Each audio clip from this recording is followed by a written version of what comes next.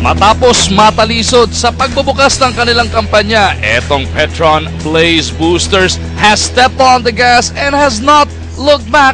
6 na sunod na panalo na ang kanilang napagdikit-dikit. Sina Elijah Millsap matetesting na naman sa game na to. Sa kanyang pagtatapat sa nakita nyo kanina na si Wendell McInnes, Junmar Fajardo, the top overall pick, makikipagbakbakan din sa pumangalawa sa kanya sa nakaraang draft na si Calvin Abueva. It is the Petron Blaze Boosters taking on the Alaska Aces. The power has been unleashed para sa Petron. Mapipigilan kaya sila netong Alaska? Magandang gabi po sa inyo lahat. Mag-umar dyan. Kasama natin si Dominic Uy. Ibang klase. Hindi lang 6-game winning streak. Yung pagdodomina na netong Petron sa lahat ng kanilang nakakalaban ang nakakatakot talaga dito. Sinabi na ni Coach Ronnie Magsanok, hindi pa natatalo itong Petron Blaze Boosters. And yung nakakatakot dito sa Petron, pagaling sila ng pagaling every game, and they're not just doing it on one end, they're scoring, but they're also playing really good defense. Kaya naman nandito na sila sa pinakaibabaw ng ating team standings. 1 win away. Pag nakuha nilang panalo ngayong gabi, aba sila na ang number 1 overall, twice to beat na, number 1 pa sa seeding come the playoffs. At ang ginagamit nga nila dito, yung napakatinding teamwork nila, 5-star power ang tinatawag natin dito sa 5 nag-double figure scoring nung kanilang tinambakan ang tropa. One of the issues of the Petron Blaze Boosters nung ibang mga komperensya, kung nagkakasundo ba, kung may chemistry ba itong mga manlalarong ito. But in that 5-star power na pinapakita natin dyan, ibang klase itong Petron Blaze Boosters. Millsap with 25, Cabagnot with 20, Lassiter with 18, Santos with 14, and Lanete with 13 points. So if you look at that against Talking Tex, kaya naman nila natambakan ng ganun-ganun lang itong Talking Tex tropang Texters. But the beauty of the Petron Blaze Boosters, they're doing it there on offense. Nakita mo, they're sharing that basketball, but they're playing defense with a lot of intensity. Para naman sa makakalaban nila sa gabing ito, etong Alaska Aces. Ang pinakamalaking question mark doon, makakapaglaro nga ba daw etong si The Beast, Calvin Abueva. He injured his back last time around, pero yung mga at lalong-lalo na kasi tinutulong niya sa kanyang koponan ay hindi mo matatawaran. Hindi mo matatawaran talaga yung binibigay na intensity nito si Calvin Abueva. What are they going to miss if he's not going to be able to play? They're going to miss that motor. Yung kanyang dinadalang toughness, yung intensity. Nung na-injure itong si Calvin Abueva, before that, humabol itong Alaska Aces. But after he got injured, yun na, pumalya ulit itong Alaska Aces. And if you have to remember, kailan ba pumasok si Calvin Abueva? This year lang. They won a championship with him. So that's the huge impact that Calvin Abueva has for the Alaska Aces. Pero nakita nyo, si Calvin Abueva has joined the warm-ups. Para mabalitaan natin anong kanyang kondisyon, isali natin sa ating kwentuhan si Ms. Riza Diaz. Good news para sa mga fans ng Alaska Aces dahil maglalaro nga ngayong gabi itong si Calvin Abueva. Ang sabi niya, matapos ang ensayo kahapon ay puspusan siya sa therapy just to make sure that he will be able to play tonight. On a scale of 1 to 10, 10 being the highest, nasa level 2 daw ang pananakit ng kanyang likod. But the level 2 is still a go signal for the Beast to play tonight against the Petron Blaze Boosters. Maguindo. Thank you, Riza. Yan ang magandang balita. If you are part of that Gatas Republic, full force pala makakapaglaro ang Alaska. Titignan lang natin as we go along gaano ka-effective etong si Abueva. Well, a 60% or 70%, even an 80% healthy Calvin Abueva is still better than not having him on the floor. So that's good news for the Alaska Aces. At ang maganda para dito sa Alaska Aces, lahat sila on time for their call time in today's ball game. Ayan, wala namang daw ulan para sa gabing ito, kaya tuloy-tuloy ang kanilang laban. Game now underway. Arwin Santos looking to open up the scoring. Kasama niya sa sayag itong sina Cabagnot, Tubid, Millsap, and Fajardo. Binabantayan ngayon sina Baguio, Casio, McInnes, Tos, and De La Cruz. Millsap doing what he does best, averaging 3 steals a ball game. Nakaisa kagad doon. He anticipates that passing lane so well. If you look at the Petron Blaze Boosters, you know, you understand kung bakit sila magaling pumuntos. Dahil madami silang magagaling na player, magagaling yung one-on-one nila. So you understand that, given na magaling umopensa itong Petron Blaze. But the defense that Coach G. Abanilla has enforced and has instilled, yung sistema ng kanilang depensa is wow, leaps and bounds. Kaya naman 6-1 itong Petron Blaze Boosters. Di pa makabutas ang magkabilang koponan so far on this Friday night inside the Phil Sports Arena. Nakanakaw na naman ito si Millsap. Ikalawa na niya. Millsap on the move. Sinalubong pa ng dalawa. Walang problema para kay Elijah. Elijah Millsap, you know, he's not as flashy as the others, though on the fast break, he will really dunk it solidly Pero ang maganda dito kay Millsap, pag nakakashoot siya, wala masyadong reactions. You know, he's very calm, but he lets his game dictate what he does on the floor. Toss at the post. Inatake yung rookie na si Junmar. Sonny Toss gets the hook. Tabla ang ating labanan. Sonny Toss will need to do a little bit more scoring, especially against the Petron Blaze Boosters, because you want to take away a Junmar Fajardo. You know, he's 6'9", 6'10" right there. Para matanggal siya, para dumali ang buhay nila Cyrus Baguio when they get to the basket, and even Wendell McInnes, they need to be able to bring Fajardo out or take him out of the floor by getting him into foul trouble. 5 points in the game na para dito kay Millsap. Baguio, susubok ng scoop kontra kay Fajardo. He picks up the personal. So Cyrus Baguio will through the line for 2 shots. We're talking about that last game against the Alaska Aces. After that ball game, nakausap ko si Coach Luigi Trillo. If you remember that ball game, nabigyan siya ng 2 technical foul. And the reaction I would have expected for him is he would have complained more about the referees. Pero ang sabi niya, alam mo, kasalanan pa rin kung bakit kami natalo because they were not able to compete 48 minutes. So still looking within, not letting the external factors, the referees being able to be an scapegoat dun sa kanilang laro. 3-3 ang record ng Alaska Aces heading into this matchup with a 6-1 Petron Blaze Boosters. McInnes sa kabilang dulo, sending it home. At ganun-ganun lang, lumamang na rito ang Alaska 6-5. Tabagnot kontra Casio. Alex making the pass, taking it to the rack. A classic example of how big a ball fake can be and open up a lane for you. Alex Cabagnot, parang nag-drills lang dun. Toss anchoring that triangle. Looking for Baguio. Sonny looking to take Junmar off the dribble. Toss on the run, off the glass, may kasama pang foul. Sonny Toss with 4 points now. Maybe trying to tell Junmar, ako dapat din nandun sa gilas kung hindi ako injured. Take another look at that beautiful move, taking the rookie to school as Douglas Kramer makes his first appearance in this game. Pagpapalitin si Fajardo dahil 2 na ang kanyang personal foul. And that's what we were talking about. Itong si Sonny Toss will need to work doubly hard to try to get the big men of the Petron Blaze Boosters out of the court in terms of being in foul trouble. 9-7 na sa ating talaan. Alaska by 2. Cabagnot this time gives it up papunta kay Millsap. Elijah is fouled. Looks like it would be in the act. Then, before the shot daw yun. Kaya, ano ba talaga? Yun, active shooting nga. You know, this venue, Fars Magu, brings back a lot of memories. Hindi lang para sa'yo. Nakita ko yung Instagram post mo kanina. As we first take a look at this Photon Strong Drive, brought to you by Photon. Empower your business. Bakit nga naman hindi, no? Ito dati yung bahay ng PBA. Dito ako unang-unang nakanood ng PBA game live. Pasabay pa tayong year, 1988. Nanonood tayo nung bata tayo sa TV. Pero nung 1998, nakakapanood tayo ng live. At mula nung panahon yun, pati sila Coach Ronnie Magsano ka pinapanood natin nun. Ako doon pa lang, doon napanood ko na si Coach Ronnie nun. Ano na, veterano na yata si Coach Ronnie nun eh. As Cyrus Baguio buries it from deep. The Alaska Aces up by 3. Tandaan natin ha, etong Petron in this 6-game win streak, isa lang doon yung halos dikdikan o dikita na laro. Everybody else just got blown off the court. And they weren't blowing them away because of their offense. Yun yung kagandahan doon. You know, they really limit their opponents. They play good perimeter defense. To really concretize that, nung second quarter ng kanilang huling laro kontra Token Tex, they limited the tropang Texers to only 7 points. Hirap gawin nun kontra sa tropa. Etong Petron Blaze Boosters has definitely have been clicking on all cylinders. Bakit nga naman hindi? Ang ganda nung pagkakakuha nila. Parang match na match sa kanila ang kanilang import ngayon na si Elijah Millsap. Elijah Millsap, the prophet for the Petron Blaze Boosters. His conference averages 28 points, 11.6 rebounds, and 4 assists per ball game. Hindi pa nga kasama dyan yung mga steals 3 steals para dito kay Elijah Millsap, and yung demeanor ni Elijah Millsap very different from their previous import. Malayo talaga. Balikin puntahan natin ulit si Miss Riza.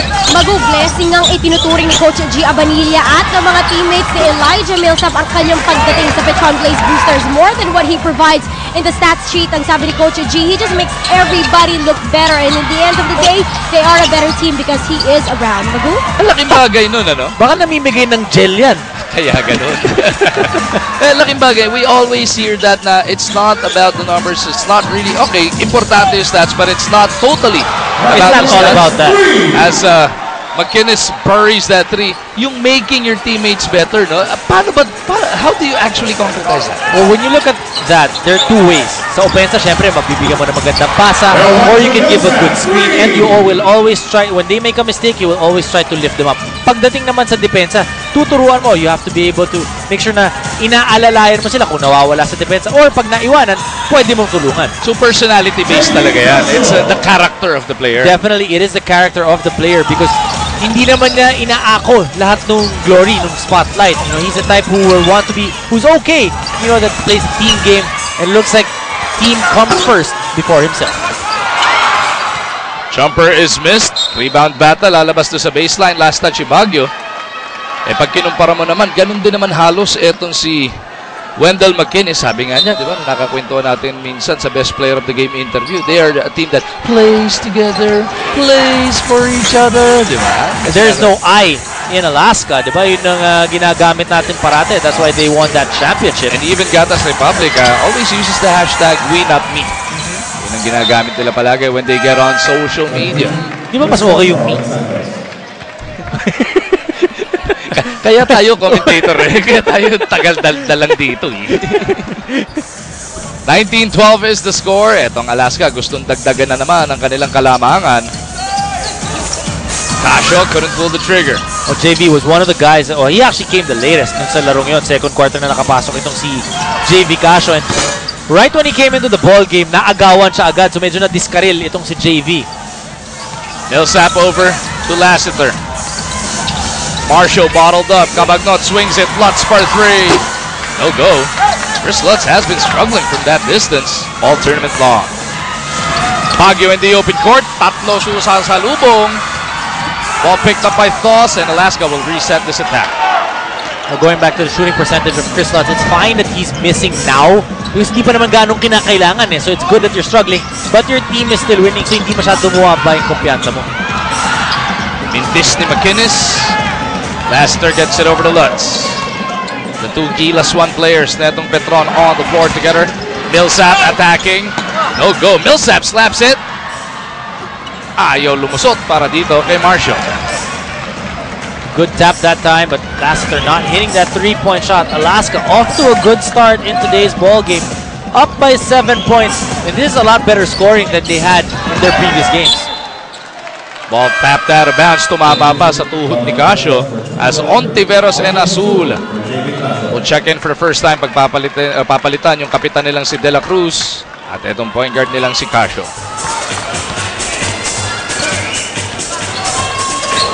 19-12 is the score. Just over 5 minutes remaining in this opening quarter.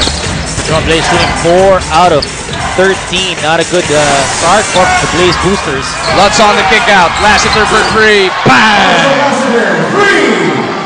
Lassiter, leave him open again. He will knock down that second attempt.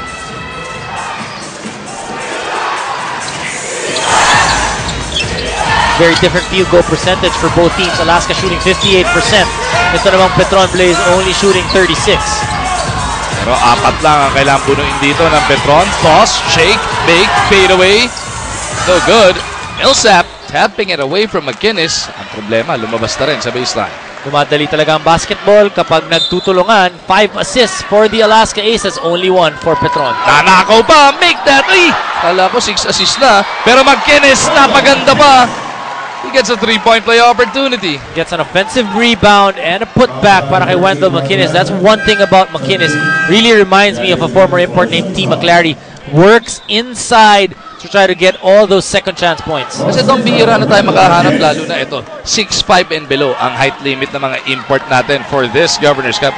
Bihira ka na makahanap ng 6'5 na poste laro, no, na willing makipagpatayan doon sa loob. And you can see how well built he is. Kayang-kaya niyang dalhin yung bangga. Pero nung nakausap ko siya, sinabi niya, alam mo, this is the most physical league that he's played in. But he likes it. He's getting more accustomed to it. And Coach Luigi Gilio also saying that, you know, itong si McInnes, nung una niyang pagdating dito, he wasn't in 100% tip-top shape. So game in, or through the games that will happen, slowly but surely nakokondisyon itong si Wendell McInnes. Tapos sa ensayo pa, ang kabanggaan mo, ito si Espina, si Abueva, mahahasa ka naman talaga. Masahihan sila sa ensayo araw-araw. Millsap, naipit, trying to spin away, using that up and under. Kramer underneath, put back is good. Doug Kramer, just such a nice player to watch because he works so hard. Hindi siya kumukuha ng mga puntos sa iba. He'll get those offensive rebounds. He'll go to the open spot and knock down those jumpers. Alaska still up by 5 points. Hazul kontra Cabagnon. Espinas offers the pick. Hazul sees a crack in the defense. Pasa niya, natapik. Ontiveros still recovers it. They go back to McInnes. Bang! Wendell McInnes, through his past ball games, has been jacking up those three-point shots, but he's getting better at it. Before tonight, 3 of 12 lang siya from that distance. Pero dito, 2 of 3 na siya. Yeah, as we go along, nakikita niya, hindi lang siya puro pambanggaan sa loob. Kaya din niyang atakin yung kanyang defender para ma-extend yung defense. At kung mapapansin mo, mukhang bumababa na yung timbang itong si Wendell McInnes. Baguio. McInnes sliding. Medyo malamya yung pasa. Would have been an easier 2 points if medyo bullet pass yun. Pero they still pick up the foul on Millsap. And the Beast coming into this game for the first time. Narinig nyo naman yung Petroniverse kung ano sinalubong sa kanya. Very different, di ba? Sinigaw ng Gatas Republic. McInnes, no. Rebound battle. Lassiter gets it over to Lanete. Chico Lanete coming off a perfect 5-for-5 performance for 13 points last time around. Samahan mo pa ng 3-3. Nagminti siya sa unang attempt niya dito. In the first 30 seconds of play for Calvin Abueva, he's gotten 1 rebound but almost dalawa na yun. Abueva barrels into the defense of Lanete. We talked about the intensity that Abueva brings. He was fighting for a rebound on one end, getting the rebound on the other, getting an offensive foul. Bago natin ipagpatuloy ang bakbakan dito sa loob ng PhilSports, imbitahan muna natin ang lahat na makisama manood ng Cine Filipino. Cine Filipino, Kwento ang Hari. Mapapanood simula Setyembre 18 hanggang 24. 25-17 ang nasa ating talaan. The amazing Alaska Aces sitting on this 8-point lead kontra sa league-leading Petron Blaze Boosters. Marjan po, kasama natin si Dominic Uy with Riza Diaz patrolling the sidelines dito sa loob nga ng PhilSports Arena. Millsap jumping into trouble. Good defense, back-to-back para dito kay Wendell McInnes on Elijah Millsap. Oh, look at Abueva feed McInnes. And Alaska is now up by double digits. Well, they're pushing the basketball. They're getting those fast break points or early offense points, and that's why they've got a 10-point lead.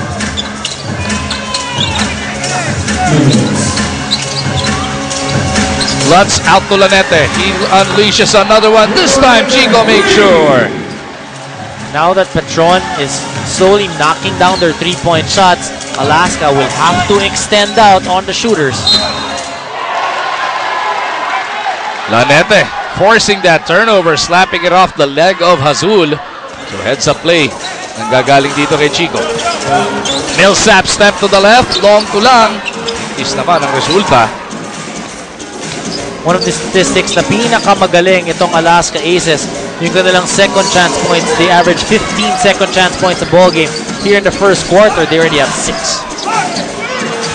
Ontiveros sa poste, Lassiter on him. Ontiveros nakipagkatawanan, nawala ng bola. Lutz will push it and is fouled by McInnes.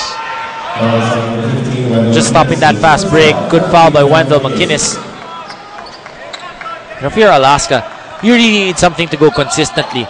They haven't lost back-to-back, but they also haven't won back-to-back. Elijah Millsap with a getaway from the baseline. That's 5 straight points para dito sa Petron. Right after that slam dunk, Coach Luigi Trillo right away calling that timeout.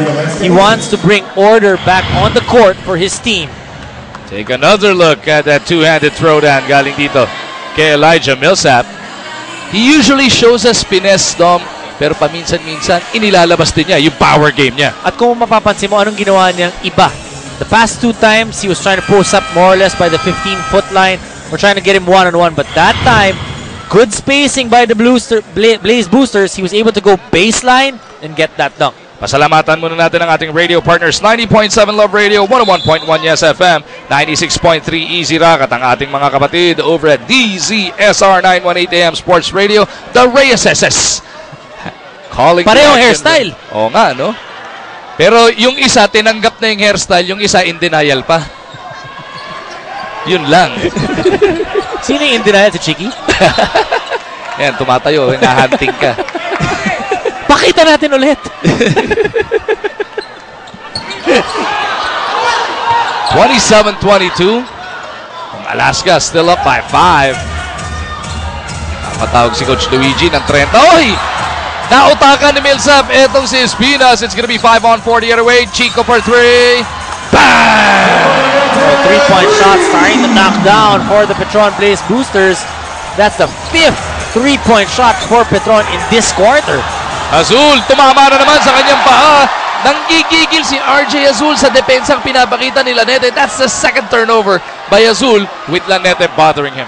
Well, Azul just coming in or subbing para dito kay JV Casio. Hasn't had a good start, so expect Casio to be back on the floor.